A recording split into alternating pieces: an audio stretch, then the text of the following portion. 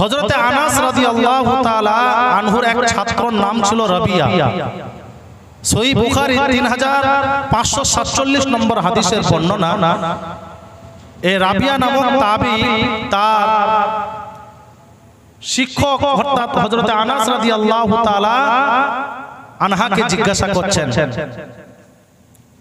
যে আল্লাহ রাসূল সাল্লাল্লাহু আলাইহি ওয়াসাল্লামকে দেখতে কেমন ছিলেন, এই মর্মে হযরতে আনাস রাদিয়াল্লাহু তাআলা আনহু তিনি এই হাদিসটি বা আল্লাহ রাসূল সাল্লাল্লাহু আলাইহি ওয়াসাল্লামের বাহ্যিক সৌন্দর্য কেমন এই ঘটনা তিনি শুনেছেন। রাবিয়া বর্ণনাকারী বলেন, আনাস ইবনে মালিক রাদিয়াল্লাহু তাআলা قال ربعة من القوم হযরত আনাস ইবনে মালিক রাদিয়াল্লাহু তাআলা আনহু বলেন, হে দুনিয়ার মানুষেরা শোনো, আল্লাহর রাসূল সাল্লাল্লাহু আলাইহি ওয়াসাল্লাম তিনি দেখতে মাঝারি গড়নের ছিলেন। কেমন ছিলেন বলেন? মাঝারি গড়নের ছিলেন, মধ্যম আকৃতির ছিলেন।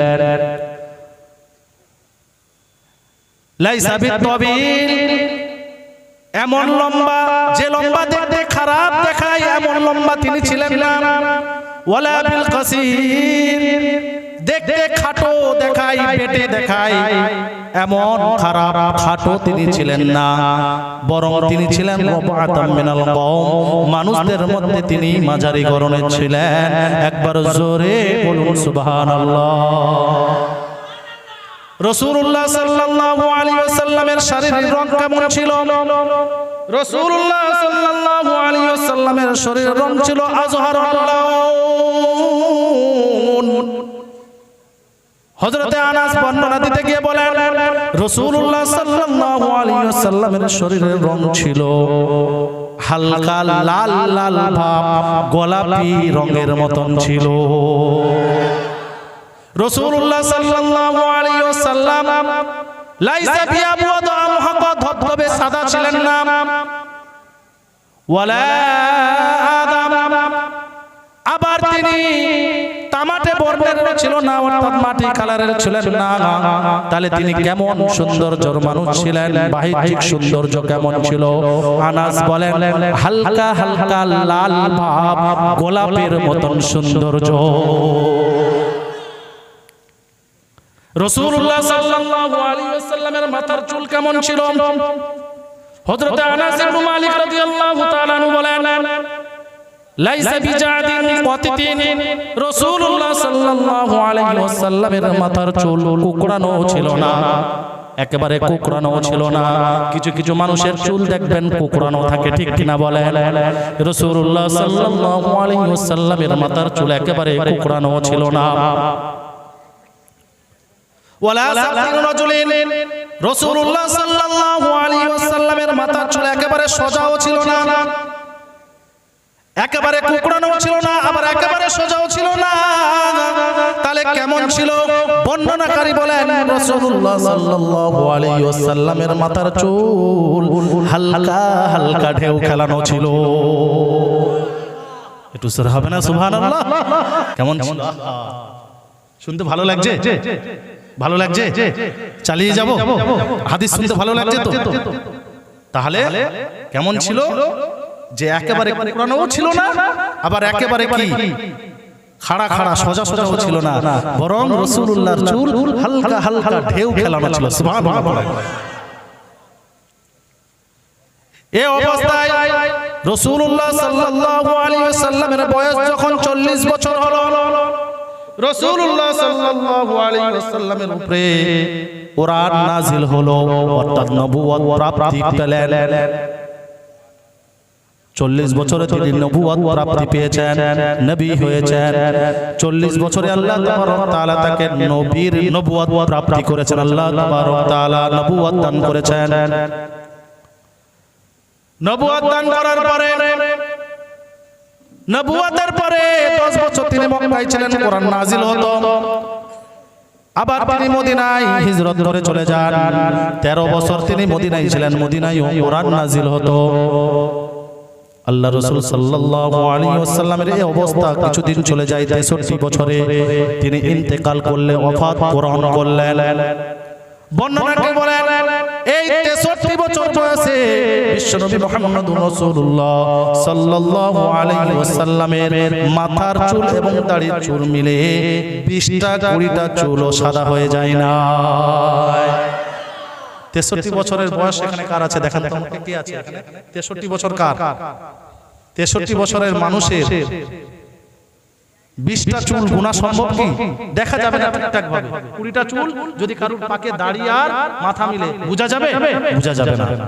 কিন্তু 63 বছর বয়সে আমার নবী দিন ও দুনিয়ার বাদশা মুহাম্মদ রাসূলুল্লাহ সাল্লাল্লাহু আলাইহি ওয়াসাল্লামের মাত্র 20টা চুলও সাদা হয় না, তার মধ্যে একটি চুল লাল হয়ে গিয়েছিল।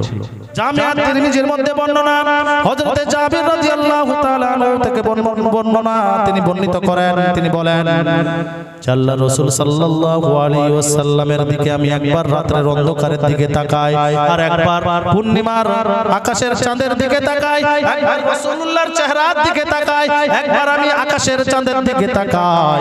আমার কাছে মনে হলো পূর্ণিমার চাঁদের তুলনায় আল্লাহর রাসূল বেশি শ্রেষ্ঠ এবং সুন্দর ছিল। এ ছিল তার বাহ্যিক সৌন্দর্য। কি সৌন্দর্য? বাহ্যিক সৌন্দর্য।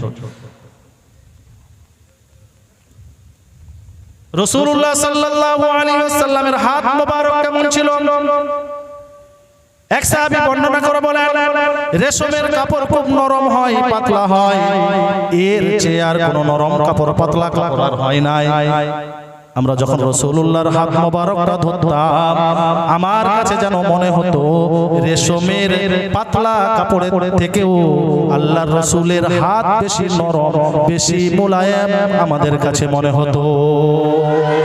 আবার তার হাত সবচেয়ে আবার বেশি শক্তিশালী ছিল যখন যুদ্ধের ময়দানে তিনি সেনাপতি হয়ে তিনি যখন যুদ্ধের ময়দানে অবতরণ করতেন, মাঠের মধ্যে ময়দানের মধ্যে যখন তিনি নামতেন, তার হাতের শক্তির চেয়ে, তার হাতের মজবুতির চেয়ে, তার হাতের শক্তির চেয়ে কারোর হাত এত শক্তিশালী আর হতো না। এ ছিল মোটামুটি একটা আল্লাহর রাসূলের সৌন্দর্য। চারিত্রিক সৌন্দর্য কেমন ছিল আরো অনেক বর্ণনা রয়েছে, আমি ওই দিকে যেতে পারছি না, টাইম খুব অল্প, আমাকে যেতে হবে আবার বাগমান। চারিত্রিক সৌন্দর্য কেমন ছিল, আভ্যন্তরীণ সৌন্দর্য, সিরত কেমন ছিল? আল্লাহর রাসূল সাল্লাল্লাহু আলাইহি ওয়াসাল্লামের চারিত্রিক সৌন্দর্য সবচেয়ে পৃথিবীর সবচেয়ে সুন্দর, চরিত্রবান এবং চারিত্রিক তার সবচেয়ে বেশি সৌন্দর্য ছিল। আল্লাহর রাসূল সাল্লাল্লাহু আলাইহি ওয়াসাল্লামের চরিত্র নিয়ে, তার চারিত্রিক ব্যাপারে আল্লাহ তাবারক ওয়া তাআলা সার্টিফিকেট দিচ্ছেন। সূরার নাম সূরা কলম, আয়াত নাম্বার 4। আল্লাহ রাব্বুল আলামিন বলেন ওয়া ইন্নাকা লাআলা খুলুকিন আযীম।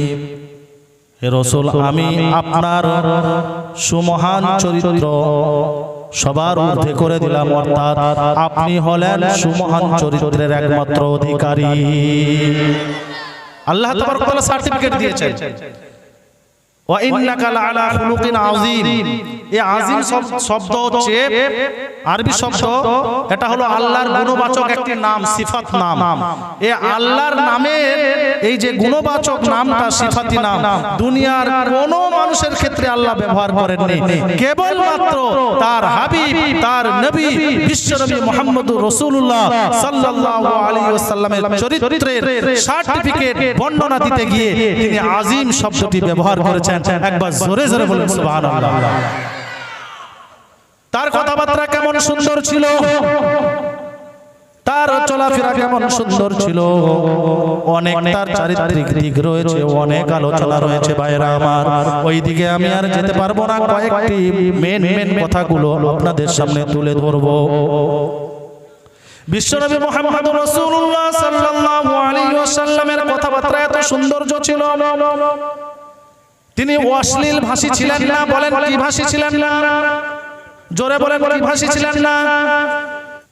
হযরতে আম্মা জান আয়েশা রাদিয়াল্লাহু তাআলা আনহা থেকে বর্ণিত, তিনি বলেন, বুখারীর বর্ণনা, 95 নম্বর হাদিস, আল্লাহ রাসূল সাল্লাল্লাহু আলাইহি ওয়াসাল্লাম যখন কথাবার্তা বলতেন, কানা রাসূলুল্লাহ সাল্লাল্লাহু আলাইহি ওয়াসাল্লাম ইদা তাকাল্লামা সালাতা, তিনি তিনবার করে কথা বলতেন। কয়বার করে কথা বলতেন? তিনবার করে কথা বলতেন। এই জন্য তিনি তিনবার করে কথা বলতেন যাতে কথাগুলো মানুষ সহজে বুঝতে পারে। এত আস্তে আস্তে ধীরে স্থির ভাবে তিনি কথা বলতেন। এবং তিনি যখন কোনো সম্প্রদায়ের কাছে যেতেন, তিনবার করে তিনি সালাম প্রদান করতেন, তিনবার করে তিনি সালাম দিতেন। যখন তিনি সম্প্রদায়ের কাছে যেতেন, দ্বীনের দাওয়াত নিয়ে তিনবার করে সালাম দিতেন। আর যখন তিনি কথাবার্তা বলতেন, তিনবার করে কথা বলতেন। এই যে বক্তারা বারবার তিনবার চারবার করে বোঝায়, তিনবার চারবার করে বলে, আপনারা কেউ বিরক্ত বোধ হবেন না, বরং এটি বিশ্বনবীর একটি আদর্শ এবং একটি চরিত্রের দিক, একটি সুন্নাত। নবীজি সাল্লাল্লাহু আলাইহি ওয়াসাল্লাম কেমন কথা বলতেন?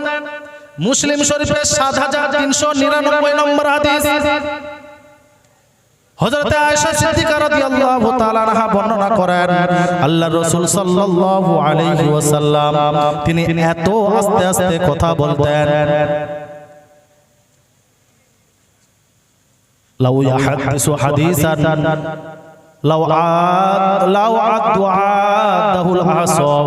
তিনি এত আস্তে আস্তে কথা বলতেন, যদি কোনো গণনাকারী গণনা করত, রাসূলের প্রত্যেকটা কথা গুনে রেখে দিতে পারত। রাসূলের চরিত্র এমন ছিল। হযরত সাদ বিন হিশাম একজন বিখ্যাত তাবী, আল্লাহর রাসূলের চরিত্রের ব্যাপারে মা আয়েশা সিদ্দিকা রাদিয়াল্লাহু তাআলা আনহাকে জিজ্ঞাসা করলেন, ইয়া আয়েশা, আল্লাহর রাসূলের চরিত্র কেমন? আল্লাহর নবী সাল্লাল্লাহু আলাইহি ওয়াসাল্লামের স্ত্রী বলেন, কেন তোমরা কি কোরআন পড়ো না? আখবিরিনি আন খুলুকি রাসূলিল্লাহি সাল্লাল্লাহু আলাইহি ওয়াসাল্লাম। হে আয়েশা, আল্লাহর রাসূলের চরিত্র কেমন বলেন? হযরত আয়েশা সিদ্দিকা রাদিয়াল্লাহু তাআলা আনহা বলেন, কানা খুলুকুহু আল কুরআন, আল্লাহর রাসূলের চরিত্র হলো পুরো আল কুরআন। আল্লাহর রাসূলের চরিত্র কেমন? পুরো আল কুরআন। আল কুরআন আল্লাহর রাসূলের পুরোটাই চরিত্র। সহজেই আপনাদেরকে যদি কেউ জিজ্ঞাসা করে কেমন ভাবে ব্যাখ্যা করবেন, যে কোরআনের মধ্যে যত আদেশ নির্দেশ আছে আল্লাহর পক্ষ হইতে, তা 100-এ 100 নবী পালন করে গেছেন। আর কোরআনের মধ্যে যত নিষেধাজ্ঞা রয়েছে, যত নিষেধ রয়েছে আল্লাহর পক্ষ হইতে, তা 100-এ 100 নবী বেঁচে চলেছেন। এই জন্য পুরো কোরআনটাই হলো নবীর চরিত্র। বলুন সুবহানাল্লাহ।